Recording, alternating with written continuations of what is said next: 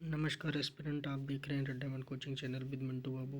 तो यहाँ पे पहला ये जो सेट है इसमें देखेंगे कि जो रेलवे ग्रुप डी के लिए इंपॉर्टेंट क्वेश्चन आंसर हैं वो देखेंगे। जैसे पहला है, विटामिन सी का सर्वोत्तम स्रोत क्या है? तो वो आंवला है। मानव शरीर में गुर्दे का प्रमुख कार्य है क्या है? तो शरीर से बेकार द्रव को बाहर निकालना। किसकी कमी से रतौंधी हो जाती है? तो रतौंधी हो जाती है विटामिन ए की कमी से। राइबोसोम पादप का भूमिगत प्रारूप क्या है? तो तना है। चेचक के टीके का आविष्कार किसने किया था? तो एडवर्ड जेनर ने किया था। हड्डियों की संख्या कितनी होती है? तो वो 206 होती है। मानव शरीर की सबसे लंबी अस्थि कौन सी है? तो वो है फीमर। कौन सी है? वो फीमर है। शरीर में सबसे मजबूत हड्डी कौन सी है? तो वो जबड़े की हड्डी है। हृदय 1 मिनट में धड़कता है कितनी बार? तो 72 बार धड़कता है। ये सब आपको पता होने चाहिए। खून का रंग लाल होता है किसके कारण होता है? बताइएगा आप। तो ये होता है किसके कारण लाल? ये होता है हीमोग्लोबिन के कारण। हीमोग्लोबिन क्या है? हीमोग्लोबिन एक प्रोटीन है। लाल रक्त कणिकाओं का जीवन काल कितना होता है? तो 120 दिन होता है। ये आपको पता होना चाहिए। रुधिर का थक्का जमने में सहायक है तो कौन सहायक है? बताइएगा आप। तो सहायक है विटामिन के। रुधिर का तरल भाग क्या है? तो प्लाज्मा है तरल भाग। रक्त समूह में सर्वदाता और सर्वग्राही कौन होते हैं? तो देखिए, सर्वदाता होता है रुधिर ओ वर्ग और उसमें भी ओ निगेटिव, और सर्वग्राही होता है ए बी। अगला है, पित्त उत्पन्न किसके द्वारा होता है? तो बताइएगा आप। देखिए, पित्त उत्पन्न होता है यकृत के द्वारा, लेकिन इकट्ठा कहाँ होता है? तो इकट्ठा पित्ताशय में होता है। ओके। स्वस्थ मनुष्य का रक्तचाप कितना होता है? तो 120 अपान कितना होता है? 120 अपान 80 होता है। रक्त से अशुद्ध पदार्थों को अलग कौन करता है? तो किडनी या वृक्क अलग करती है। शरीर की सबसे बड़ी कोशिका कौन सी है? तो तंत्रिका कोशिका है। हाइड्रोफोबिया किससे संबंधित है? तो वो कुत्ते के काटने से संबंधित है। विषाणुओं का अध्ययन वायरोलॉजी क्या कहलाता है? विषाणुओं का अध्ययन कहलाता है। खून थक्का नहीं जमाता, क्यों? क्योंकि हीमोफीलिया रोग होता है उसमें नहीं जमाता है। ट्रोकोमा ग्लूकोमा रोग किससे संबंधित हैं? तो वो आँख से संबंधित है।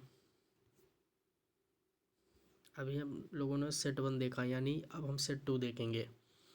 तो यदि आप ऐसे डेली पढ़ेंगे तो बिल्कुल ग्रुप डी बेहतर तरीके से आप क्वालिफाई कर जाएंगे और बेहतर नंबर आप पाएंगे।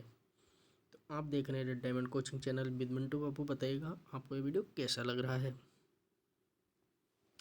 प्लाज्मोडियम परजीवी है किसका? तो मलेरिया का है। पॉजिट्रॉन किसका प्रतिकण है? तो इलेक्ट्रॉन का है। जड़ों के रूपांतरण का उदाहरण क्या है? तो देखिए, जो मूली है, गाजर है, शकरकंद है, ये जल का रूपांतरण है। अब देखिए, आप आलू खाते हैं तो वो क्या है? तना है। तो लिखा है तने के रूपांतरण का उदाहरण क्या है? आलू, अदरक, प्याज।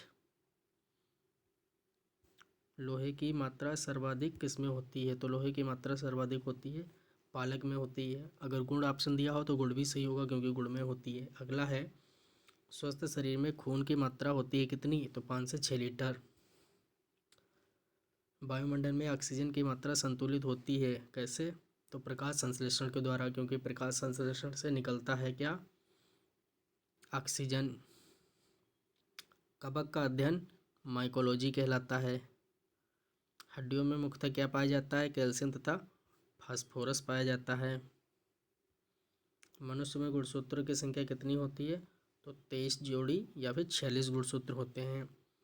रक्त कणिकाओं का निर्माण कहाँ होता है? तो अस्थिमज्जा में होता है। इंसुलिन शरीर में कहाँ बनती है? तो इंसुलिन एक अग्नाशय में बनती है। ये आप ध्यान रखेंगे। पिट्यूटरी ग्रंथि कहाँ पाई जाती है? तो पिट्यूटरी ग्रंथि पाई जाती है मस्तिष्क में। कांस।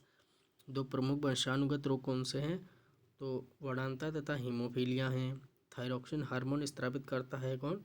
तो थायराइड ग्रंथि होती है वो थायरोक्सिन हार्मोन निकलवाती है। मछलियाँ सांस लेती हैं किसके? गिल्स के द्वारा। देखिए मछलियों के गर्दन के पास गिल्स पाए जाते हैं और मनुष्य जो होते हैं वो फेफड़ों से सांस लेते हैं। विटामिन ए का सर्वोत्तम स्रोत क्या है? तो वो गाजर है। तो ग्रुप डी में यदि आप बेहतर अंक चाहते हैं तो नियर हम आपको बहुत से ज़्यादा प्रैक्टिस सेट करवाने वाले हैं साइंस के। तो आप हमारे channel red diamond coaching channel by Mintu Babu को लाइक, शेयर और सब्सक्राइब जरूर कर लीजिएगा। यदि आप इसका प्रैक्टिस पेपर करेंगे आपको 25 क्वेश्चन साइंस के मिलेंगे, ठीक है। तो हम आपको सुबह में और शाम में डेली कराएंगे तो आपके बहुत ज़्यादा क्वेश्चन सॉल्व हो जाएंगे और बिल्कुल आप बेहतर नंबर पाएंगे। जठर रस में क्या पाया जाता है? तो HCl हाइड्रोक्लोरिक अम्ल पाया जाता है। देखिएगा हम आपको कुछ इंपॉर्टेंट बता दे रहे हैं। देखिए जो लार होती है, लार में टाइलिन तथा एमाइलेज एंजाइम पाए जाते हैं। जठर रस ये जो होता है ये अमाशय से निकलता है, ठीक है, ये अमाशय से निकलता है और इसमें पेप्सिन तथा रेनिन होते हैं। और अग्नाशय जो होता है जिसको पेनक्रियाज कहते हैं, वहाँ से एमाइलेज निकलता है, ट्रिप्सिन निकलता है, काइमोट्रिप्सिन, कार्बोक्सीपेप्टाइडेज, लाइपेज और न्यूक्लियेजेज निकलता है। और यकृत से एक रस निकलता है जिसको हम पित्तलवण या पित्तरस कहते हैं। तो पित्तरस पित्ताशय से नहीं, यकृत से निकलता है, ये आपको ध्यान रखना है।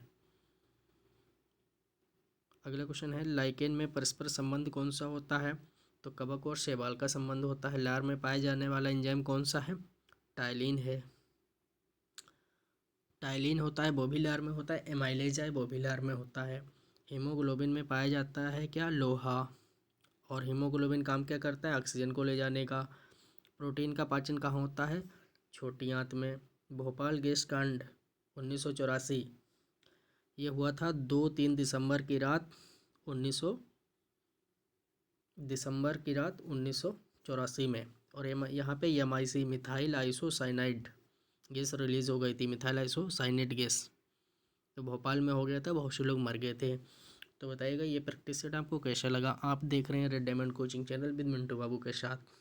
जल्दी हम और भी ग्रुप डी, रेलवे के लिए या अदर एग्ज़ाम के लिए, वनडे एग्ज़ाम के लिए इंपॉर्टेंट क्वेश्चन लाते रहते हैं। तो आप बताइएगा वीडियो कैसा लगा। एक क्वेश्चन हम आपको बता दे रहे हैं, आप इसका आंसर बताइएगा। कि क्वेश्चन है मनुष्य के शरीर का नॉर्मल ताप केल्विन में कितना होता है? आपको केल्विन में बताना है, ठीक है। कितना केल्विन होता है? 100 केल्विन, 273 केल्विन, 110 केल्विन या 310 केल्विन। तो जल्द ही मिलते हैं नेक्स्ट टाइम, तब तक के लिए नमस्कार।